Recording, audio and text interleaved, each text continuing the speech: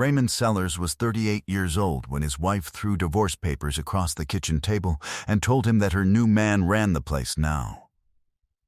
He had given that place 12 years of his life. 12 years of pre-dawn shifts and missed holidays, and a back that ached on cold mornings from the kind of work that does not announce itself at dinner parties. He had started as a line supervisor at Drayton Foods, a mid-size regional food manufacturing company outside Columbus, Ohio, when he was 26 years old. Newly married, newly certain that if he put his head down and did the work correctly, the work would eventually speak for itself. He drove a 2015 Chevy Silverado with a long scrape along the passenger side from a loading dock incident 4 years ago that he had never bothered to have painted. He brought lunch from home in a blue cooler that sat on the passenger seat. He was on the floor by 5:30 most mornings, walking the line before the shift supervisors arrived. Because he had learned early that the problems a plant accumulates overnight are best found by someone who is looking before anyone else knows they should be looked for.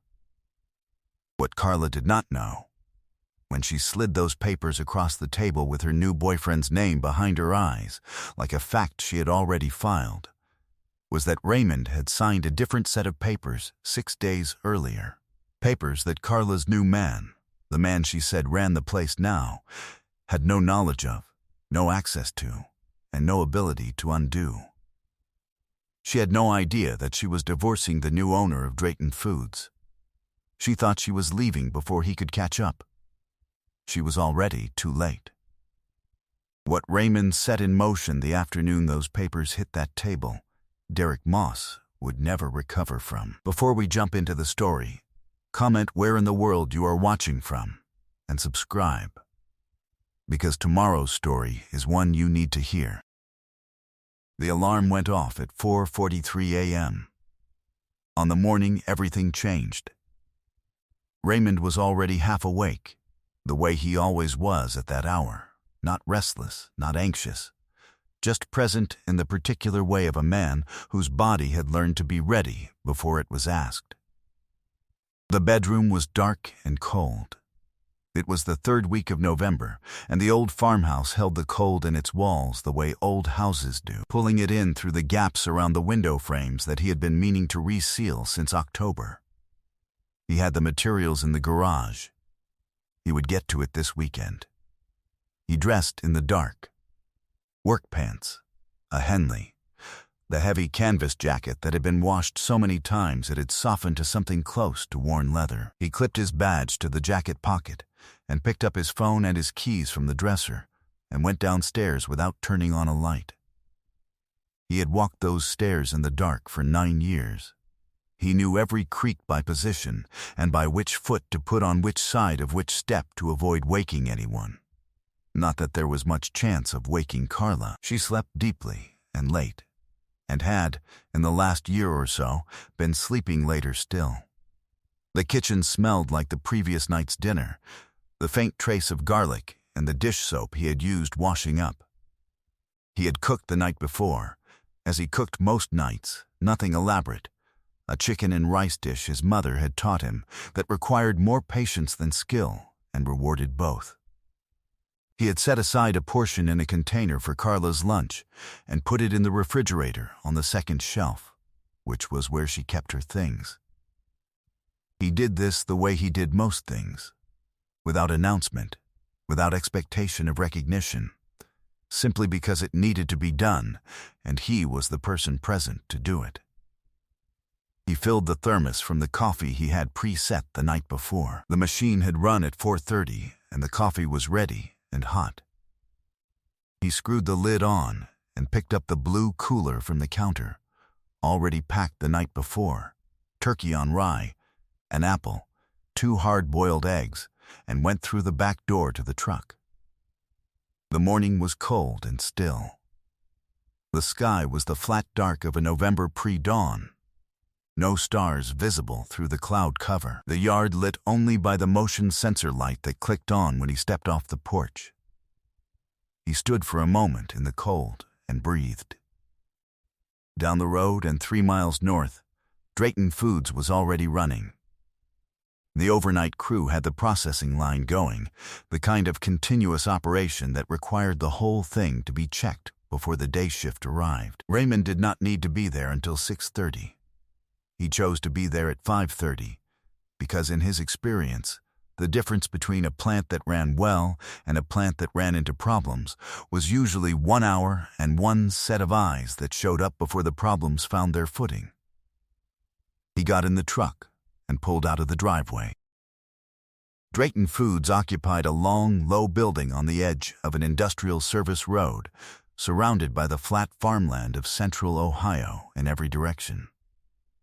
It was not a beautiful building. It was practical, maintained, and exactly as large as what it needed to be. A facility that processed and packaged roughly 400,000 units of specialty food product weekly for regional grocery chains across 7 states. Raymond had been on that floor for 12 years, and he knew the building the way a surgeon knows a body. Every system, every tendency, every place where something was likely to go wrong before it did. He had started as a line supervisor when the company was owned by Gordon Drayton, the son of the man who had built it.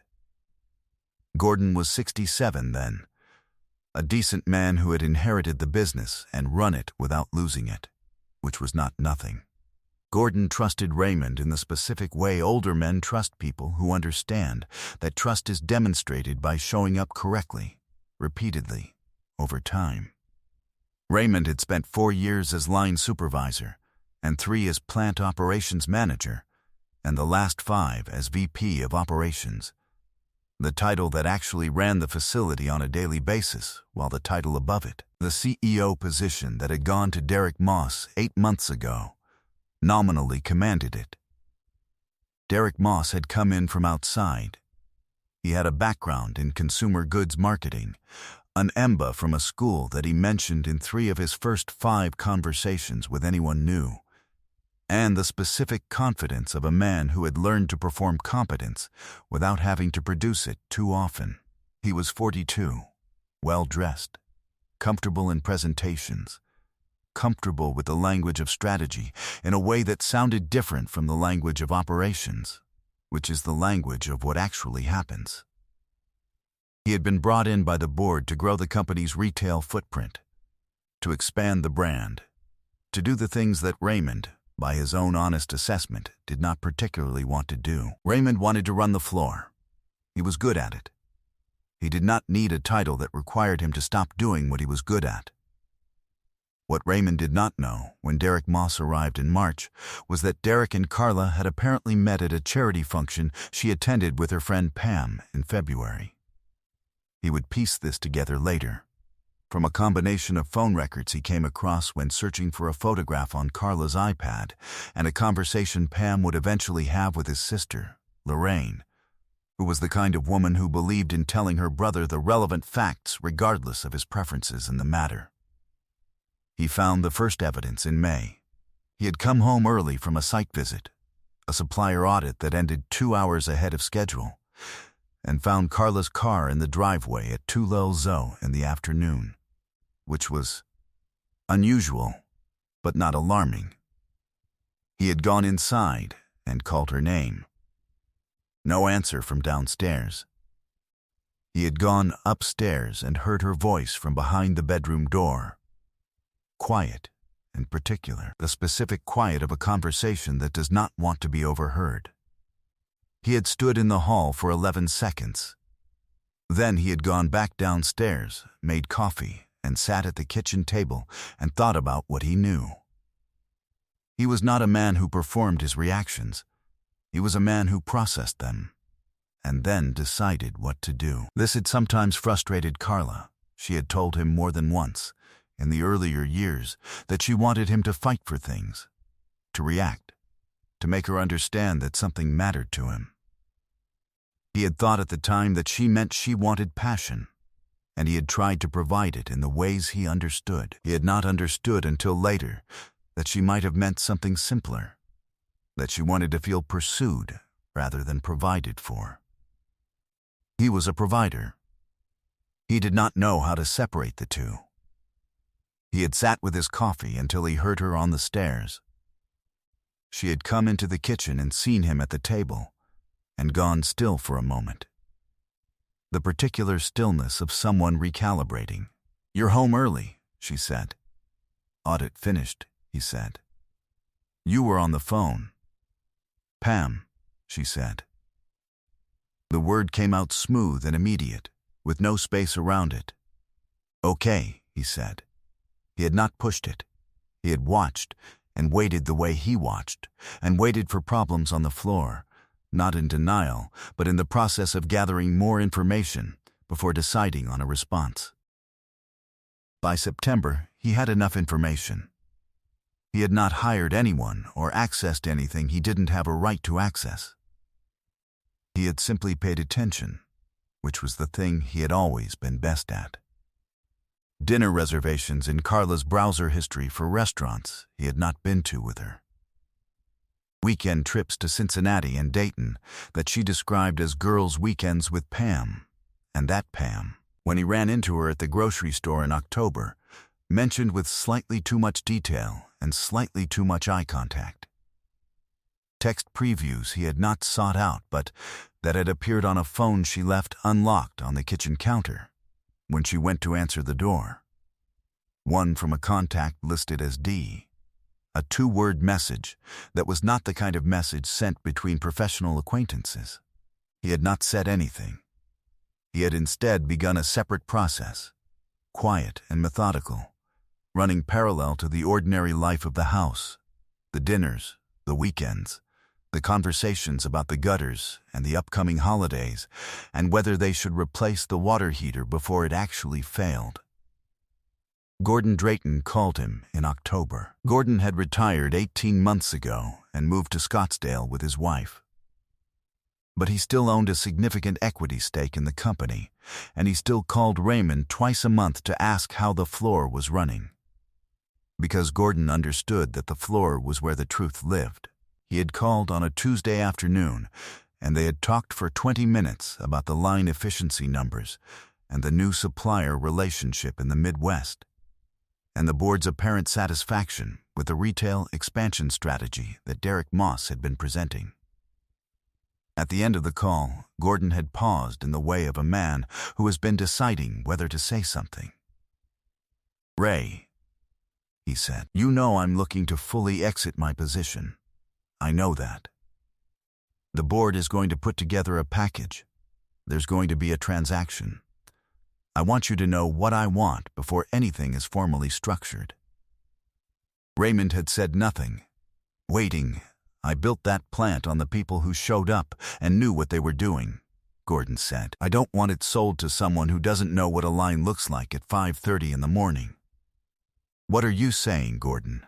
"I'm saying that if you have the capital or the access to it, I would rather sell to you than to a private equity group, and I would structure the terms in a way that reflects 12 years of what you've actually built there." A pause. "That's what I'm saying." Raymond had sat very still in his truck in the parking lot of the plant, watching the facility through the windshield. "Give me 2 weeks," he said. He had called his brother-in-law Thomas that evening. Thomas was married to Lorraine, and more relevantly, Thomas ran a regional commercial lending operation in Dayton and had been telling Raymond for 6 years that if he ever wanted to look at acquiring something, to make the call first. He made the call. Over the next 3 weeks, Raymond and Thomas worked through a structure. Raymond had savings. 12 years of living below his means had produced a capital position that Carla, who managed her own accounts and paid her share of the joint household expenses and did not ask many questions about his savings rate, did not have a complete picture of. He also had equity in the house, a relationship with a commercial bank that had held his accounts for 22 years, and a brother-in-law who knew how to structure a financing package for an asset acquisition of this size. Thomas had seen the preliminary numbers and called him back within 48 hours. "This is doable," Thomas said. "This is actually very doable." The term sheet was negotiated over 2 weeks. Gordon Drayton's attorney and Thomas handled the documentation, Raymond reviewed everything himself, every clause, every schedule, every representation and warranty. The way he reviewed load plans and supplier contracts and safety audits, because the details were where the problems lived, if you let them. He signed on a Thursday afternoon in Gordon's attorney's office in Columbus. He drove home in the Silverado with the scraped passenger side and made dinner and sat across from Carla at the kitchen table and asked her how her day was. She told him about a project at the design firm where she worked 3 days a week, something about a client's color palette. He listened. He packed her lunch for the following day. He washed the dishes. 6 days later, she threw divorce papers across the table. It was a Sunday evening, the last Sunday in November, the kind of cold evening when the farmhouse makes sounds as it contracts, small ticks and settlings from the roof and the walls. He had been at the kitchen table reading through a facilities management report when she came in from wherever she had been. She had said she was at Pam's, which he understood now as a location category rather than a specific destination. She set her bag on the counter and stood for a moment with her back to him. He watched her. She turned around, and her face had the quality he had learned to recognize over the past months: resolved, braced. Already past the point of doubt, she had made a decision, and she had been making it for long enough that it no longer required courage to execute. She reached into her bag and pulled out the envelope and slid it across the table toward him. It went too fast, and the edge caught, and it spun slightly and came to rest at an angle in front of him, the way things slide when they're thrown rather than placed. "I've had those drawn up," she said. "I want to be fair about the process, but I want to be fast about it. I'm not looking to make this difficult."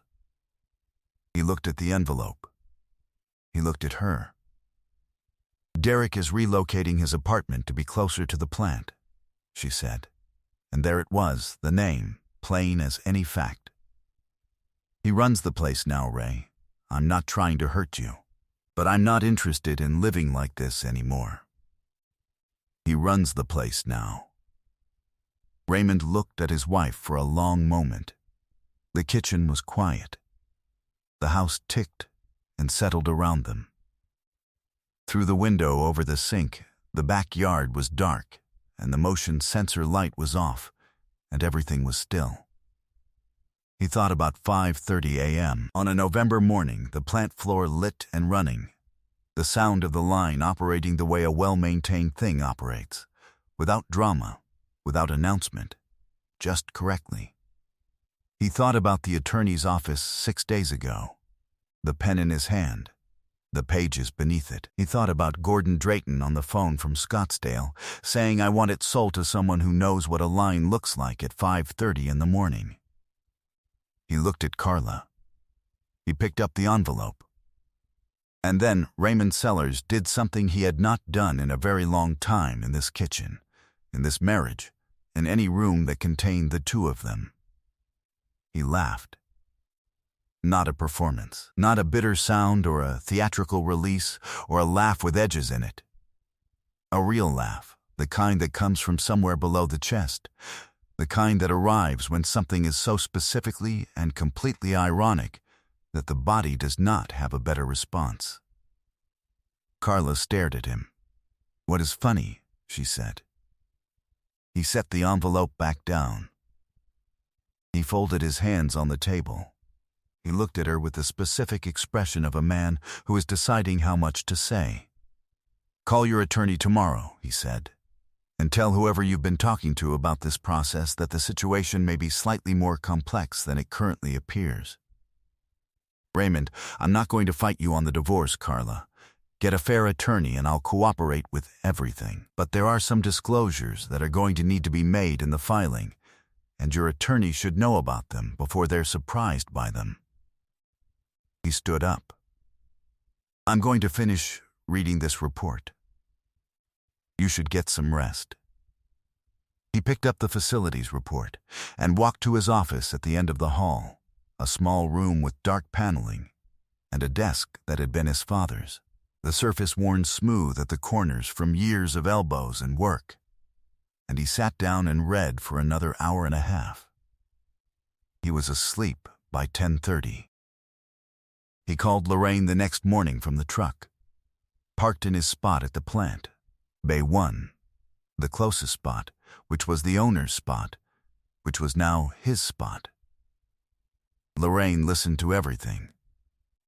Unlike Thomas, she did not have the banker's restraint. There was a long silence, and then she said, with the measured fury of an older sister who has been waiting years to be fully vindicated, she said, her new man runs the place.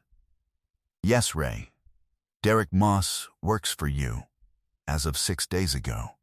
He does not know that. The announcement goes to the full company on Wednesday. Gordon wanted a clean transition window. Another silence. And she doesn't know. No. When she finds out, Lorraine stopped. She started again. When is she going to find out? Wednesday, when everyone finds out.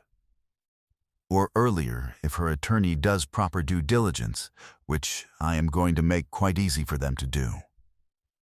He heard Lorraine's breath on the other end of the phone.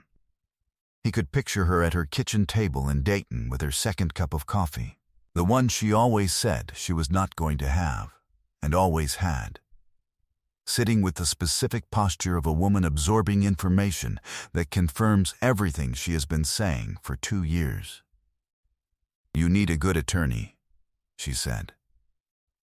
I called Constance Webb's office this morning. She's in Columbus, and she came recommended by 3 different people I trust. I have an appointment Wednesday afternoon. What about before Wednesday? What about now? Now I'm going into my building, he said, to run my floor. He picked up the blue cooler and the thermos and got out of the truck. The announcement went out Wednesday at 8 a.m., company-wide email, followed by a brief all-hands meeting in the main facility space at 8:30. Raymond stood at the front of the room, his room, technically, though he did not think of it that way yet, and said the things that needed to be said in the direct, low-volume manner he had always used with the floor crews, because these were the people he had worked alongside for a decade, and they deserved a real conversation rather than a corporate communication. He explained the acquisition. He explained that Gordon Drayton had wanted the company to remain in the hands of someone who understood its operations, and that he had worked with Gordon and Thomas and the relevant parties to make the purchase happen. He explained that nothing would change about how the floor was run, the safety protocols, the shift structure, the supplier relationships. He said, the name on the outside of the building is going to change. What happens inside it doesn't need to. The floor crew, the line supervisors and the shift managers and the maintenance team and the receiving dock staff, listened with the particular attention of people who are deciding how to feel based on what they are hearing.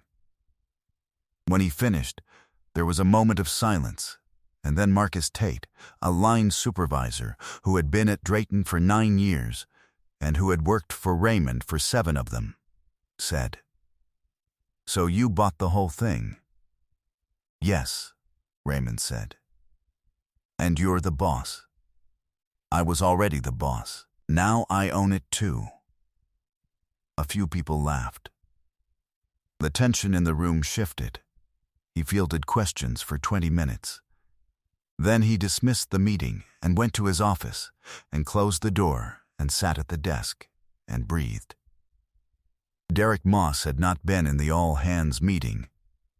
Derek Moss had sent an assistant with a note saying he had an outside meeting.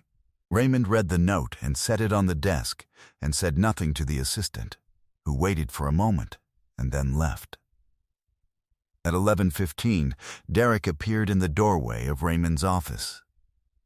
He had a look on his face that Raymond recognized as the look of a man who has just spent 3 hours being informed of something and is now deciding how to enter a room that has been rearranged without his knowledge. I heard this morning, Derek said. I assumed you would, Raymond said. Derek stood in the doorway, He was dressed as always, well, a wool blazer, dark trousers, the kind of deliberate business casual that signals someone who thinks about being seen. He had the jawline of a man who jogged and the posture of a man who had given a lot of presentations. "You bought Gordon's steak," Derek said. "The full steak." "Yes. The transaction was completed last week." The board was notified Monday morning through their legal counsel. They are in receipt of the governance documentation. Raymond picked up the pen from his desk and set it down again. "Your employment contract runs through end of Q2. I'll honor the full term. After that, we can have a conversation about what makes sense going forward. Though I want to be straightforward with you, the operational leadership structure is going to be restructured. And the CEO position as it was configured is not going to continue in its current form." Derek stood very still. "I built this floor," Raymond said. He said it without heat, without performance, the way he said things that were simply true. "I know every system in this building. I know what this company can do, and I know what it needs to grow. I don't need a CEO layer between me and those decisions anymore." He looked at Derek. "Your marketing work on the retail expansion has been solid. If there's a role on the commercial side that makes sense after Q2, we can discuss it. But I wanted you to hear the honest version from me directly." Derek looked at him for a long time. "Raymond," he said, and his voice had changed from the presentation voice to something flatter. You understand this is a complicated situation." "I understand that," Raymond said. Derek left. Raymond opened the facilities report he had been reading Sunday night and finished it. Constance Webb's office was on the 18th floor of a building on High Street in Columbus. She was a compact woman in her late 50s with reading glasses she wore on her head when she wasn't reading, and the manner of someone who had organized her entire professional life around the premise that most problems have already been solved by the time they reach her, and the only task is to execute the solution correctly. She had reviewed the preliminary documentation Raymond had sent over, the acquisition papers, the asset schedule, the prior year tax returns, the marriage certificate and the years of filing, before he arrived, and she had a notepad on her desk with 7 items listed on it. "You signed the acquisition 6 days before service," she said. "Correct. And your wife filed with an apparent belief that the primary marital asset was a VP of operations salary and a shared equity position in a residential property. That's my understanding of what she believed." Constance looked at her notepad.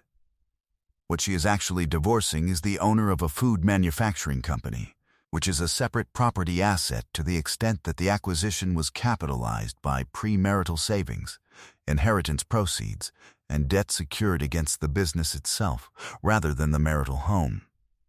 She looked up. "Your brother-in-law structured the financing. Thomas is thorough. Is the marriage to Lorraine stable?" Raymond allowed himself a small smile. "They've been married 19 years. "Good," she made a note. "The business is the centerpiece here. We need to establish the separate property character of the acquisition capital, your savings history, the inheritance documentation, the loan structure. If she attempts to claim a marital interest in the business on the grounds that she provided domestic support that enabled the savings, we'll address that. It's an argument. It's not a strong one given the timelines. What does this look like for her?" Constance set down her pen. She filed expecting to divide a house, a retirement account, and a salary. The actual picture is considerably more complex.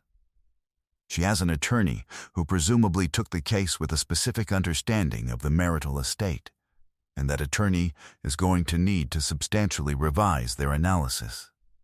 A pause. She may have also made certain representations to third parties, social representations, financial representations, based on an understanding of your situation that was incomplete. Raymond thought about the kitchen table. He runs the place now. The envelope sliding across, spinning slightly at the corner. There is one other thing, he said. He explained Derek Moss. Constance listened without expression. Her boyfriend is your outgoing CEO, she said, for the term of his contract, through Q2. Who reports to you? As of this week, yes. Constance looked at him over her notepad for a moment.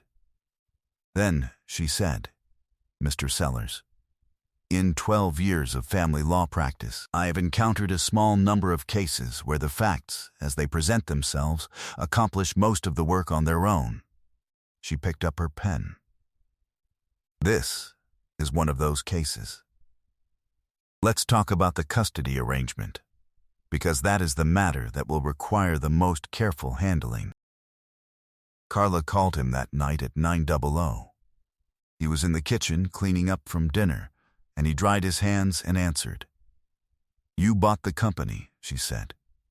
Yes, silence. You signed last week, she said. Thursday before yes, he could hear her breathing on the other end. He had heard her breathe in the dark of that bedroom for 12 years, and he recognized the quality of it now. The specific breathing of someone standing in a room that has changed shape around them and recalculating how large the room actually is. Derek doesn't know, she said. He didn't. He came home, and he didn't. He thought. He knew by Wednesday morning, Raymond said.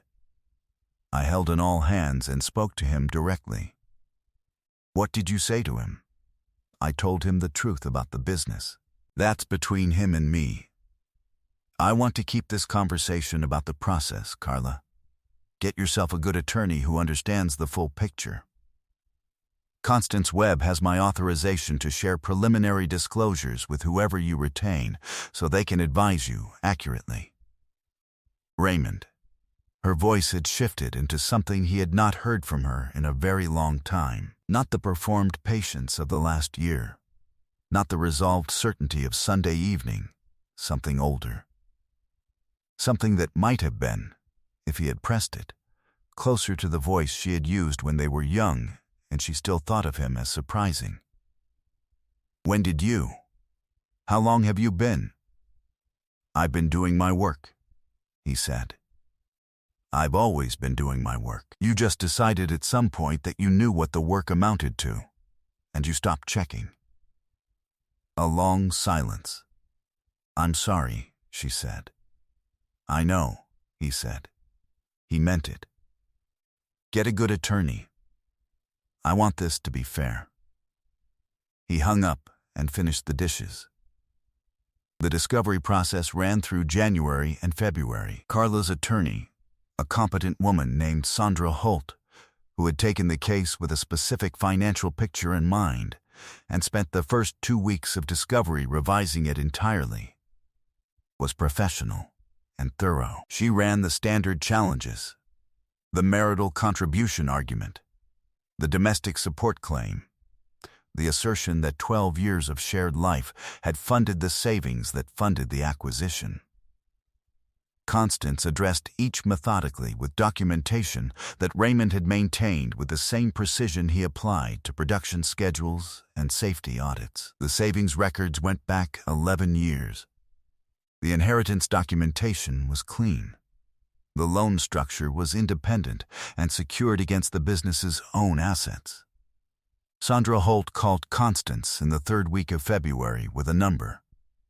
Constance called Raymond. He accepted it. The settlement divided the house equity and the retirement accounts equally, which was appropriate. The business was classified as a separate property asset with a small offset against Carla's share of the liquid accounts to account for any marginal contribution that a reasonable court might have considered.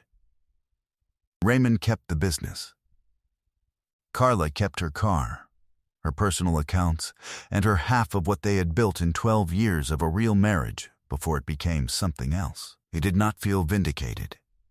He felt mostly tired in the way of something completed, the specific tiredness that follows sustained and careful work, not the tiredness of defeat. Derek Moss left Drayton Foods at the end of Q2 as contracted. He found a position at a consumer goods firm in Cincinnati within a few months, which Raymond heard through the general network of people who hear these things. He bore Derek no particular ill will. Derek had done what Derek had done, and Raymond had long since decided that his anger, to the extent it existed, was not a thing he wanted to spend on Derek Moss. The company's first full year under Raymond's ownership closed at 11% above the prior year's revenue. The retail expansion that Derek had architected did in fact work. The accounts had been well pitched and the product was good. And Raymond's operational precision meant the volume could actually be delivered at the quality and consistency the new retail partners required. He added 2 line supervisors and a quality assurance manager and rebuilt the supplier contract structure from scratch, renegotiating 3 of the legacy agreements on terms that saved the business $800,000 annually. Thomas came out to the plant for the Q4 review and walked the floor with Raymond for 40 minutes before they sat down with the numbers. He walked it the way Raymond had taught him, slowly, looking at the equipment and the workflow and the people and how the parts of the operation related to each other. At the end of the walk he said, "You built this. You built all of this." "Gordon built the foundation," Raymond said. "Gordon sold you the foundation because he knew what you'd do with it." They sat in Raymond's office and went through the Q4 numbers and talked about the year ahead. Lorraine came to the house for Thanksgiving that first year, with Thomas and their kids. It was the house that Raymond had bought Carla out of, the old farmhouse with the gaps around the window frames that he had resealed in October, finally, with the materials that had been in the garage since the prior autumn. The porch boards had been replaced over the summer. He had pulled all of them up over 2 weekends and laid new ones, leveled and secured, and stained them a dark walnut that held its color through the fall. Lorraine stood on the porch after dinner, her hands around a mug of coffee, looking at the November dark over the fields. "She called me," Lorraine said. "A few months back. Carla did. She wanted to know, I don't know what she wanted exactly. She asked how you were." He leaned against the porch railing. The air was cold and still and smelled like November, wood smoke and cold ground and the specific silence of flat land at the end of the day. "What did you tell her?" he said. "I told her you were good," Lorraine said. "I told her you were exactly the same as you had always been, and that nothing that happened had changed you in ways she would recognize as change." She drank her coffee. "I told her that was probably the answer to whatever question she was actually asking." He nodded. "Was I right?" she said. He thought about the drive to the plant at 5:30 in the morning. The sky still dark, the road straight through the flat farmland. He thought about parking in the spot that was now his spot and walking the floor before anyone else arrived. Because the problems a plant accumulates overnight are best found by someone who shows up before the problems find their footing. He thought about the facilities report on his desk and the Q1 projections and the new supplier conversation he was having next week about the Midwest distribution route. He thought about the kitchen table on a Sunday evening in November, the envelope spinning at the corner, and the laugh that came from somewhere real. "Yes," he said. He drove to the plant the following Monday at 5:15. The sky was the flat dark of a late November pre-dawn. The fields on either side of the road were harvested and gray and still. He parked in his spot. He picked up the blue cooler and the thermos and got out of the truck. He stood in the cold for a moment with the building in front of him. His building. The lights on inside, the line already running. The overnight crew doing the work that continuous operations require. He did not think about what he had won. He thought about what he had to do. There was a delivery schedule to review, and a quality variance report from the overnight run, and a supplier call at $9 that he had been preparing for since last week. He walked to the door. He had always walked to this door, and it had always opened, and he had always known what to do on the other side of it. That had not changed. He went inside. He did not look back at the truck in the parking lot, the scraped passenger side faintly visible under the lot lights, the dent he had never gotten around to having fixed. Some things do not need fixing. They just need to be understood for what they are. Evidence of a man who has been places, done real work, and never needed the outside to announce what the inside already knew. The door closed behind him. The floor was running. It was 5:17 a.m. He was exactly where he belonged. I hope you enjoyed that one. Be sure to like the video and subscribe so you don't miss the next story. I've picked out 2 more for you that I think you'll really like.